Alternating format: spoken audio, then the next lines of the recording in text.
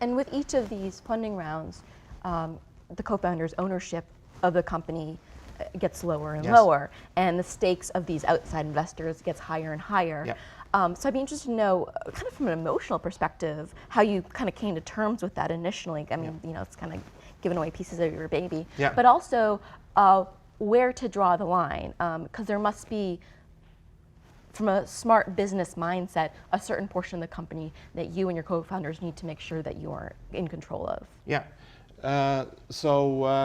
This is the topic of dilution. If you guys heard the word dilution before? So dilution is the percent ownership that you have of the company. When you're starting fresh, and say you have, there's 2 founders in the company is at ground zero, you didn't raise any money, each one of you would own 50% of that company. But as you start adding investor, your angle, your percentage ownership keeps going down and down and down and down, because you're printing more shares. You're printing more shares and giving these shares out. So the angle keeps shrinking. However, what you need to keep in mind is every time you're raising more money, while the angle might be shrinking, the radius, meaning the share price, is increasing.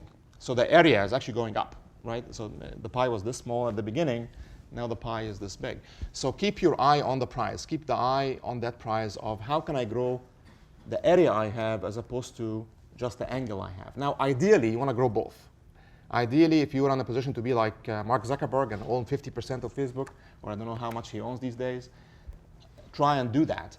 But that's not always possible. For me personally, my choice is, with Cloudera has been, and I recommend that should be your choice as well, especially when you're building your first company, is to build a big company. Obsess about building a big company. Don't obsess about my percent ownership.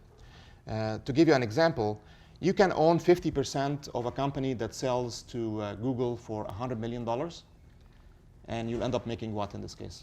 Help me out with the math here. You'll end up making 50 million, which sounds very good. However, you can also own 5% of a company that goes public and becomes $1 billion company, which also is equal to 50 million. In both cases, there are 50 million. But in terms of your career, your reputation, your impact, the second case is way more important, right? VCs really will chase you if you were one of the people that created a $1 billion company. If you were one of the people who created a company that sold for 100 million, yeah, it's nice, but it's not as effective as the second scenario. So my advice to you, especially for your first startup, is to optimize for building a big company. And don't be overly concerned about what's my angle, my percent of that company. Focus more on how can I build a really, really big company. That would be my advice.